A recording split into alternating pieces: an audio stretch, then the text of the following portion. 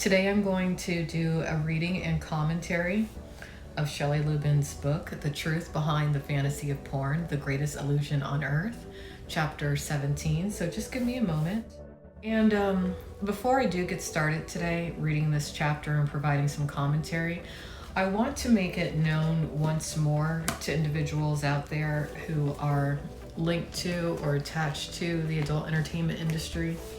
As of current, I do not run any sort of foundations along the lines of the Pink Cross, nor do I have the resources or capability or even interest at this stage to help rehabilitate anyone who is having issues within the adult entertainment industry or who has left the adult entertainment industry. Now, that's not to say that one day I won't. One day I might go ahead and put together some sort of an organization or foundation to help men and women who are getting their lives together, but not right now. And also, I want to make it clear to individuals out there, if you have an issue that you want me to cover via Porn News Today or any of my other independent investigative outlets, you need to contact me directly. Not through your boyfriend, not through your pimp, not through anybody else, not anonymously. Because here's the thing. If you are unable to speak to me directly about whatever issue you have or problem you have or thing it is that you've noticed, then that means that you're not brave. It means that you don't have courage. And it also means that you're not authentic. One thing about me is that I've always put my name and my face to what I say. I'm not doing any of this anonymously.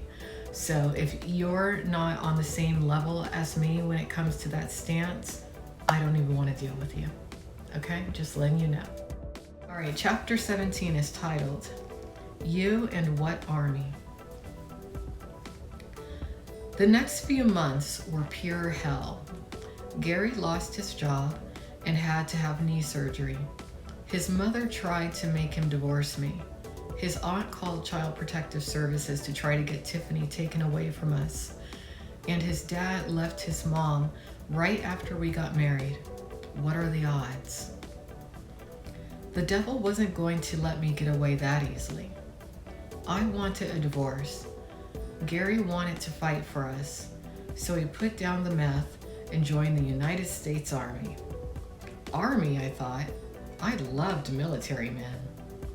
When do we leave? I asked. We don't leave, I do, he answered back. Excuse me? Shelley, I have to go to basic training for 10 weeks in South Carolina. Then I have to do advanced training in San Antonio, Texas for another 8 weeks. But after that, we can be together. What the hell was I going to do, I thought. And it's funny her train of thought that she outlines in this book, because if you listen to chapter 17, she's talking about how she was never in love with this man to begin with. But here she is not wanting him to leave her. And a part of that had a bit to do with abandonment issues, which is something that is very common within the mentality of the adult entertainer, okay? I'll tell you what I did. I did what any psychopath, ex-sex worker wife would do. I went to a psychiatrist and got a doctor's note. It was the only way to get the Army to let me come along during his training.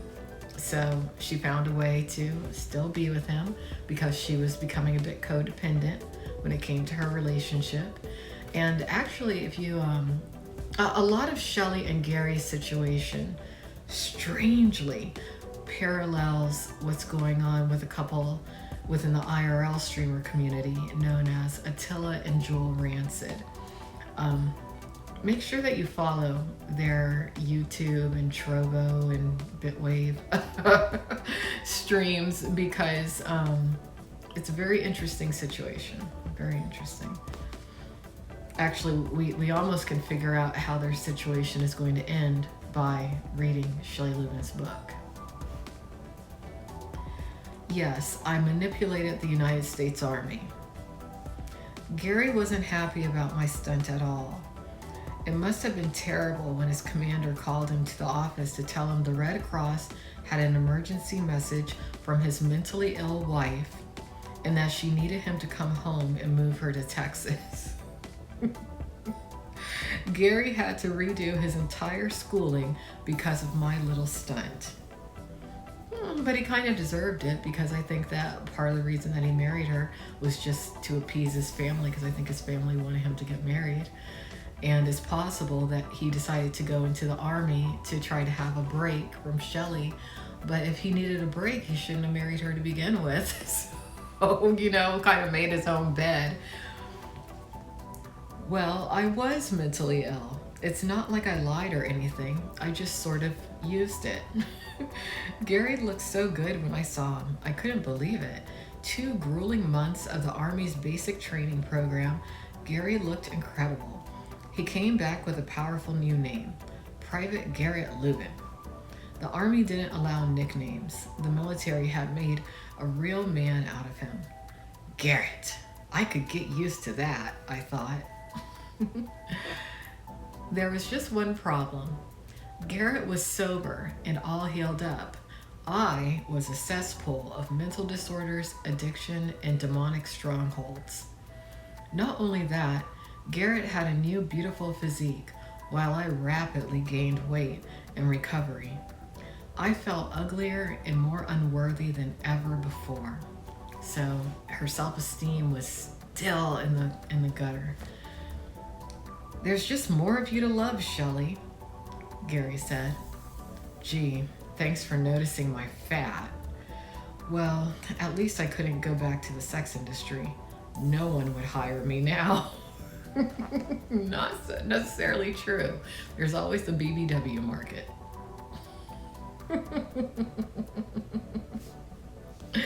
When I got to Texas, I had to find a job. The military paid Garrett almost nothing, and so the first day we arrived at Fort Sam Houston, I hiked down the street to the Sunset Lounge and got a job as a bartender. Finally, I was on the other end of the bar. I was a pro. Of course I was. I was a raging alcoholic. There was no drink I couldn't concoct, and customers loved me. We partied all day and night while Garrett suffered through intense military training. I only saw him every other weekend. Tiffany stayed with a babysitter in our new apartment building. Things started looking up, and I felt like I had a new lease on life.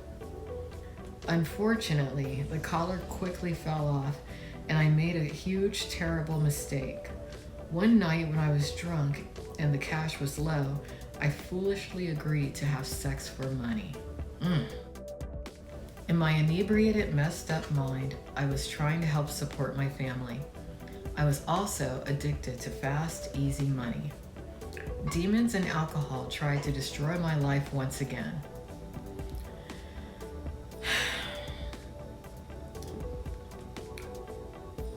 Another criticism I have of Shelley's book is that she does tend to avoid taking certain personal accountability for some of her behavior. I definitely believe in demonic possession. I believe it can happen. I believe, on the other hand, mental illness is definitely a reality. There's actually I think he's a professor. I'm not sure if he's accredited or not, but he's on YouTube. I can't think of his name at the moment.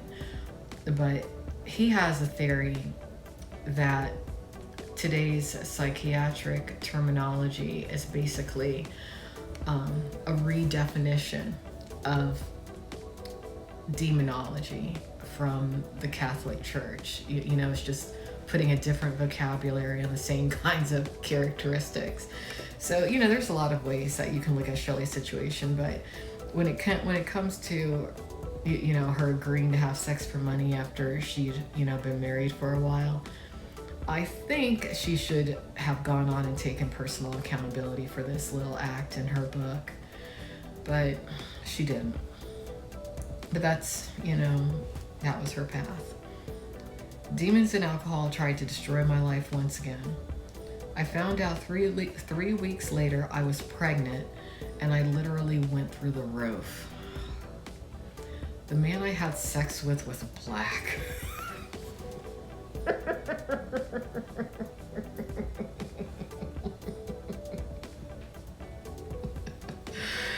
Garrett was going to kill me for sure. I hated myself and wanted to die. Question: did she hate herself because she had the affair? Did she hate herself because she relapsed into sex work? Or did she hate herself because the man was black?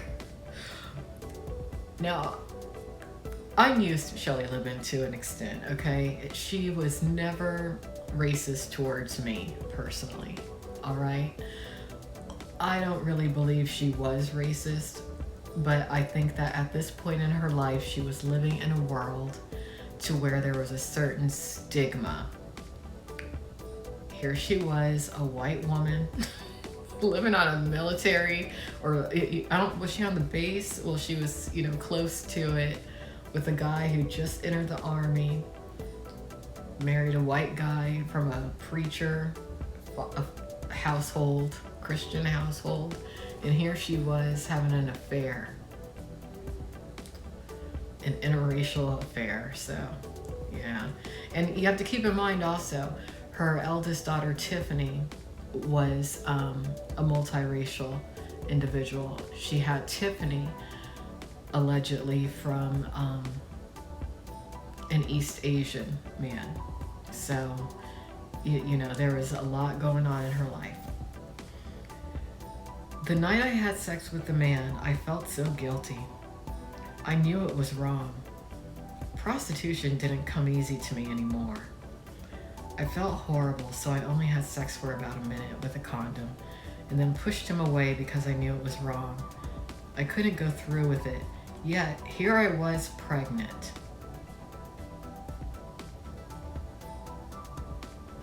Kind of makes you wonder a little bit. Was this really a prostitution gig, or was she just having an affair with this man because she used a condom, but still she got pregnant?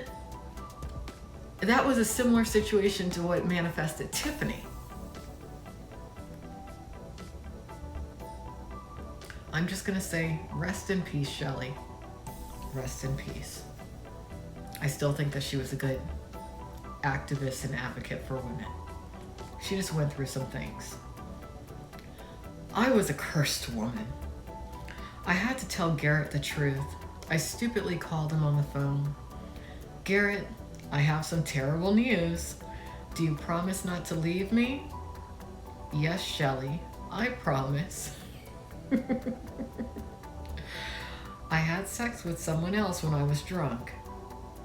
Garrett didn't say a word. And now I'm pregnant. The phone hung up.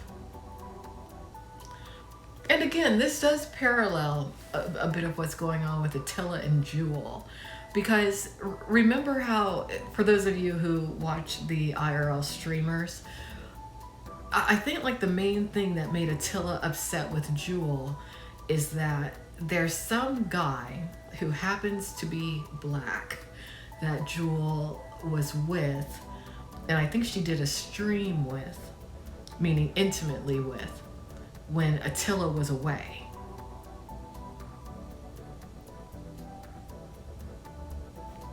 Seems like a lot of white women are having interracial relationships outside of their primary relationship with their white husband or boyfriend. What's going on with that?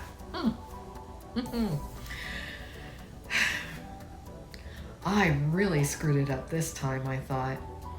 I got into the bathtub, turned on the water, and sobbed giant tears of regret. It was the most sorry I had ever been in my life. I hated what I had done. I hated my sin against Garrett and against God. How could I have let this happen? I desperately begged God, please God, let this baby be Garrett's. Please forgive me and have mercy on me. I promise to obey you. I promise. Gary came home that weekend and didn't say a word. I followed him around, begging him for forgiveness, swearing to God I would do whatever it took to save our marriage. I even promised to stop drinking.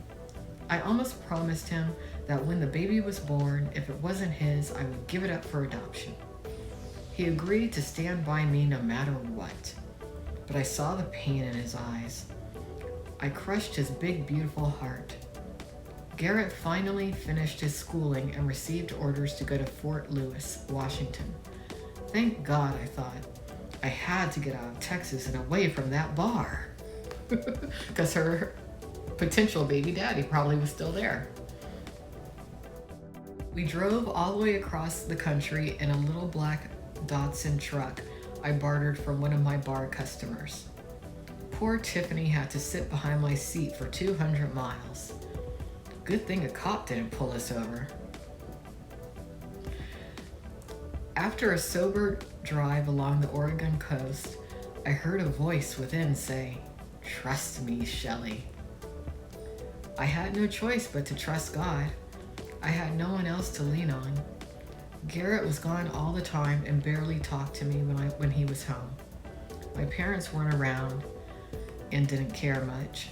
My mother-in-law couldn't stand me. I had no friends to talk to. It was just me and God and the little baby growing inside of me.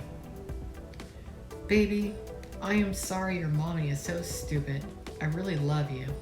I looked down in my tears at my little bump.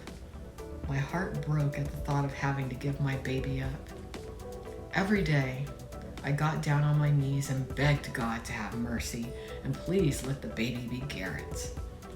"Please, God, have mercy on me. You saved me all those times during the sex industry. Save me one more time, please."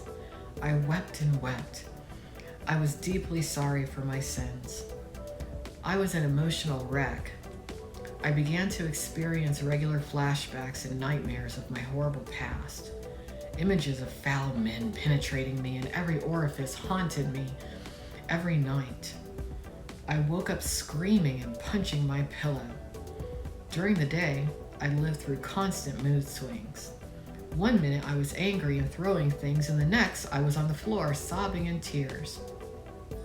She might have been a little bit bipolar.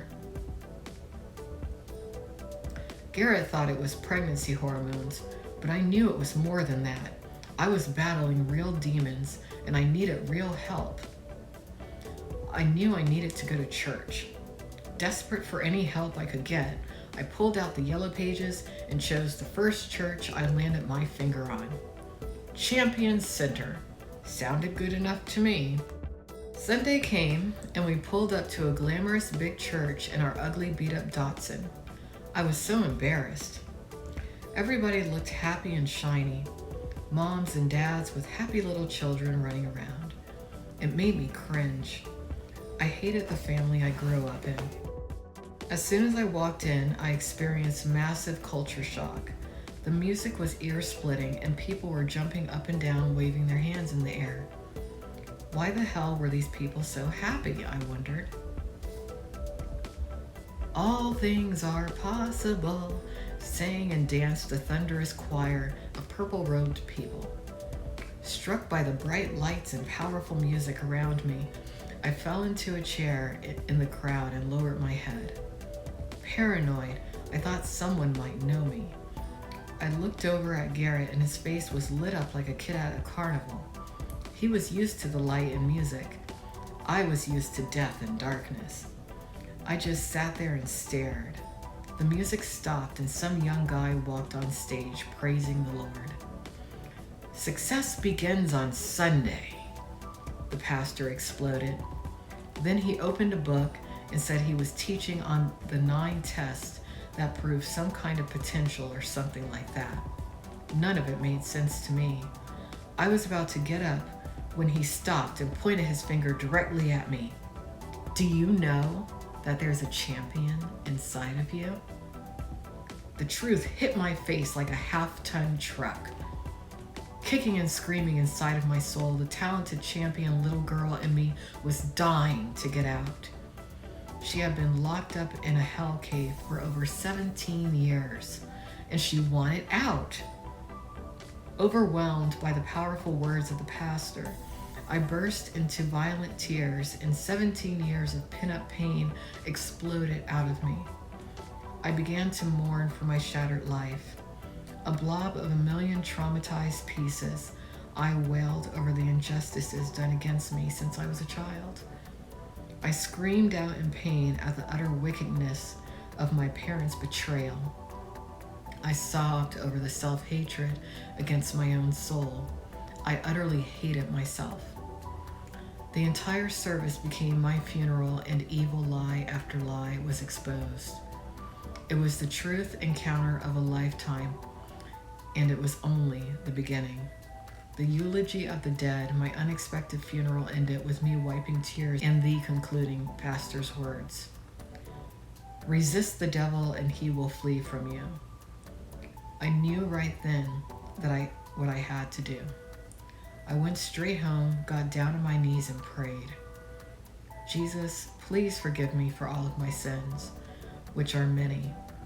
Please have mercy and help me get through this pregnancy. Please let this baby be Garrett's. Please, Lord. I know I deserve to be thrown out on the street or worse, but Lord, I desperately need you. As I was praying, someone entered my front room. I recognized the presence right away. It was Jesus. The same Jesus I knew as a little girl, and the same Jesus that was with me on the porn set. He never left my side for a moment. I repented for every sin I ever committed and utterly thanked him that I wasn't burning in hell. Someone else entered the room, a dark, intimidating presence. I recognized a familiar evil force, but the Lord wasn't moved. Strong and beautiful, he stretched out his hand and dared me to do the impossible. Bible in my hand, baby in my tummy, and newborn faith, I reached up to Jesus, and together we declared war on Satan.